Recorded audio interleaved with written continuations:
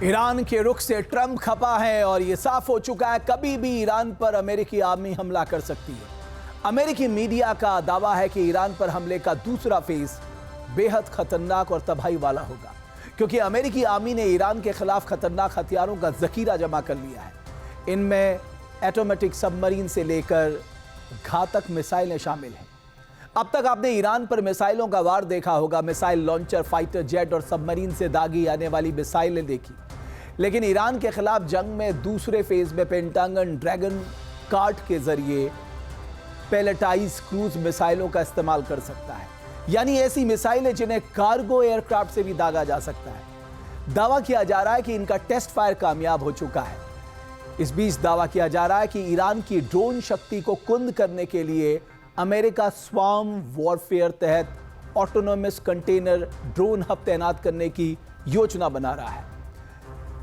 America की रक्षा उन्नत अनुसंधान परियोजना एजेंसी स्वार्म ड्रोन अटैक के लिए एक नई तकनीक पर काम कर रही है। इसमें एक शिपिंग कंटेनर से सैकड़ों अटैक ड्रोन लॉन्च करने की योजना है। दावा किया जा रहा है कि अमेरिका ने यूक्रेन युद्ध में इसका सफल टेस्ट फायर किया है। ऑपरेशन स्पाइडर वेव के जरिए ऑटोनोमस कंटेनर से एक साथ 117 ड्रोन लॉन्च किए गए, जिन्होंने रूसी एयरपोर्ट पर मौजूद 20 विमानों को हिट किया, उसे निस्तो नाबूद कर दिया था। ईरान के ड्रोन हमले के जवाब को ध्यान में रखकर ऑटोनोमस कंटेनर वाले ड्रोन अब तैयार किए जा रहे हैं। इससे लॉजिस्टिक इंफ्रास्ट्रक्चर की समस्या से हमेशा से छुटकारा मिल सकता है। ईरान पर दूसरे राउंड के प्रहार में अमेरिका के साथ साथ इजराइल का रोल भी बेहद अहम होने जा रहा है।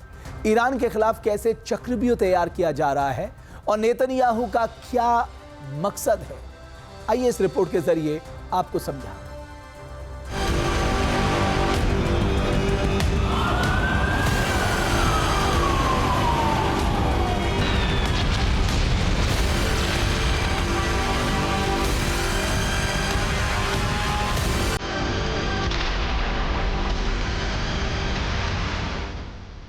ईरान कभी भी 40 दिन के युद्ध जैसी तबाही झेल सकता है।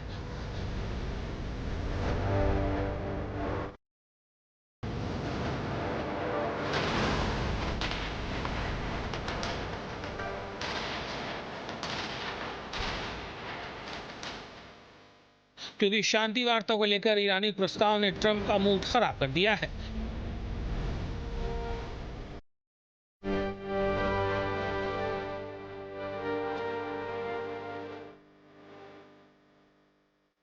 मतलब एक बार फिर ईरान पर घातक मिसाइलों का वार होगा।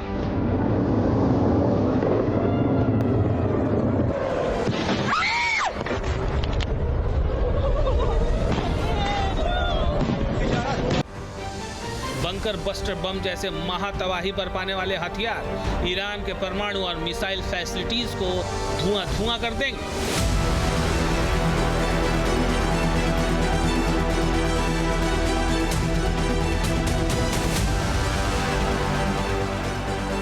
और सिर्फ अमेरिका ही नहीं, बल्कि यहूदी देश इजराइल भी ईरान पर हमला करने के लिए अलर्ट मोड में है। मतलब इजराइल और अमेरिका एक साथ ईरान पर कभी भी भीषण वार कर सकते हैं।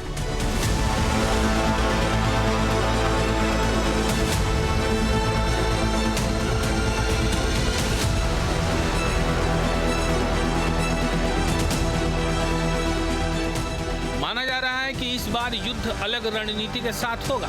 इसके तहत पहले इजराइल की सेना हमला कर सकती है, उसके बाद अमेरिका कोई एक्शन लेगा। यानी जिस तरह का हमला जून 2025 में हुआ था, ठीक उसी रणनीति के तहत ईरान पर हमले का दूसरा फेज अंजाम दिया जा सकता है।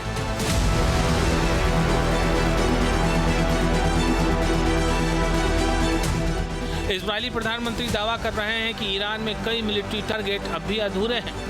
एनरिच्ड यूरेनियम का मुद्दा हो या फिर ईरान के मिसाइल प्रोग्राम की रेंज को कम करना, यहूदी देश पर खतरा अभी भी बना हुआ है।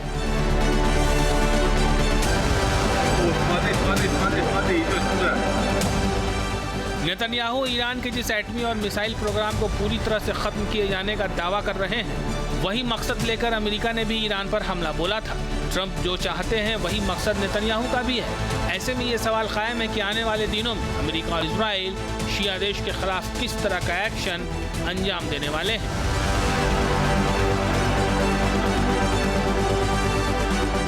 क्या ईरान पर ग्राउंड अटैक होगा?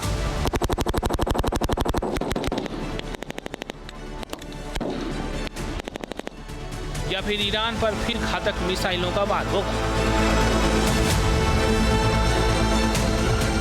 28 फरवरी को ईरान युद्ध के पहले फेज में तमाम कोशिशों के बावजूद इजराइल और अमेरिका को कामयाबी नहीं मिल पाई थी। इसलिए माना जा रहा है कि इस बार नई रणनीति के साथ हमला होना तय है।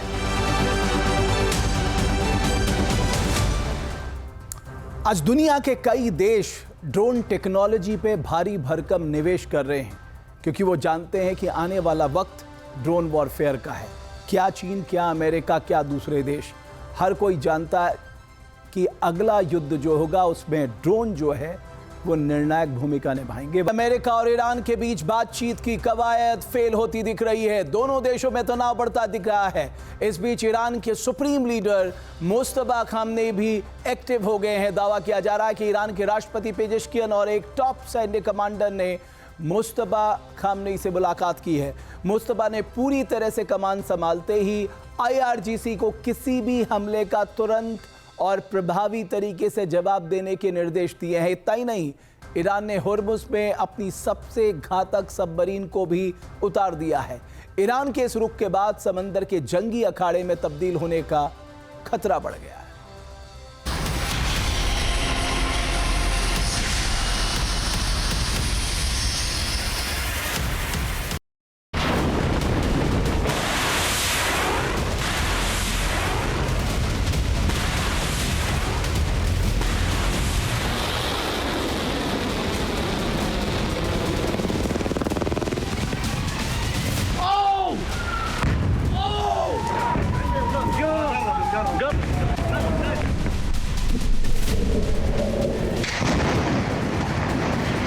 अमेरिका और ईरान एक दूसरे के खिलाफ 40 दिनों तक जंग के मैदान में डटे रहे।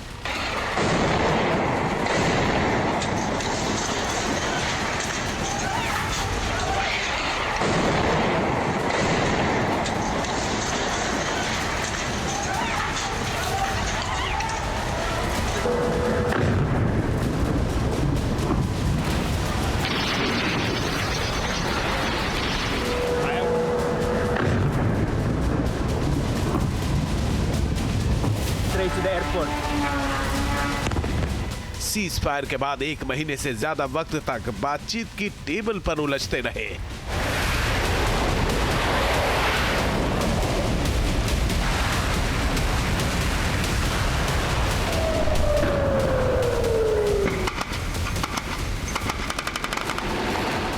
हालांकि अब तक बातचीत से समाधान की सारी कोशिशें नाकाम साबित हुई हैं। विवादित मुद्दों पर सहमति बननी तो दूर, अब हॉर्मुज स्ट्रेट पर भी तनातनी बढ़ गई है।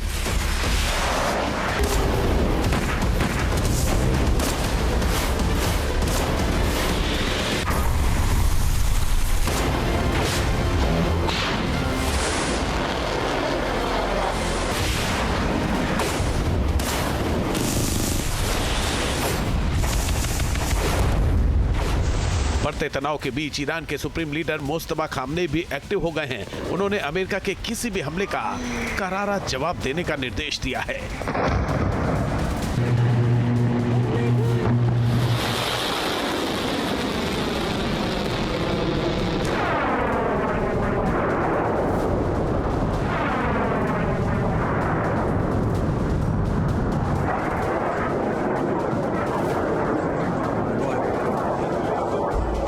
मुस्तफा के आक्रामक तेवरों के बाद तनाव और गहरा गया है। समंदर में जंग छिड़ने का खतरा बढ़ता जा रहा है। हॉर्मुज में जंगी तैयारी जारी, कौन पड़ेगा भारी?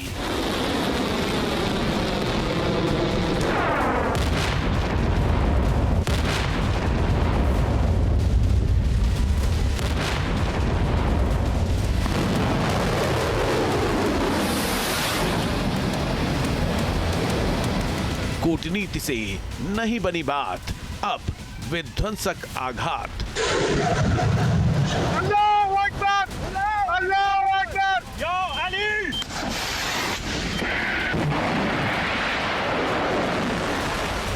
मोस्तबा ने संभाली कमान, मिडिल ईस्ट में बारूदी तूफान।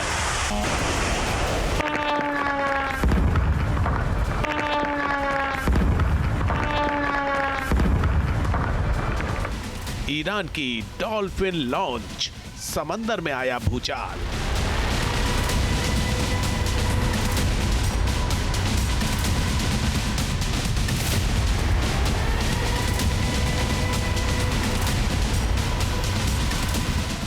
खलीफा ने दी धमकी, अमेरिकी नेवी की सांस अटकी।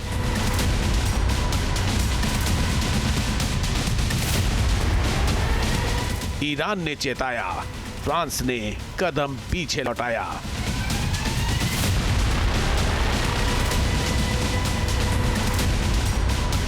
खलीफा की हुंकार, समंदर में हाहाकार।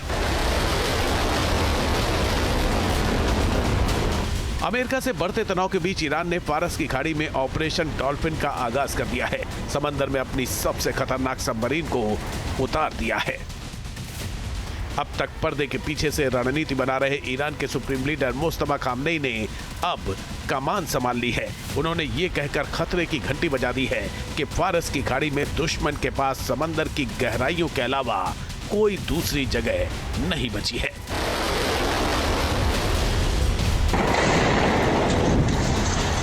ईरान ने सीधे सीधे मिडिल ईस्ट के अमेरिकी सहयोगियों और नेटो देशों को भी धमकी दे दी है। अमेरिका का साथ देने पर अंजाम भुगतने की चेतावनी दे दी है। ईरान की सैन्य तैयारी और खलीफा के इरादे जंगी सायरन बजा रहे हैं। किसी भी वक्त जंग छिड़ने का खतरा मंडराने लगा है। ऐसे में सवाल उठ रहे हैं कि क्या अमेरिका और ईरान में दूसरे दौर की जंग की उल्टी गिनती शुरू हो गई है, और क्या इस बार समंदर में अमेरिका और ईरान आमने सामने होंगे? अगले कुछ मिनटों में इन सवालों की करेंगे पड़ताल। आप बने रहिए हमारे साथ।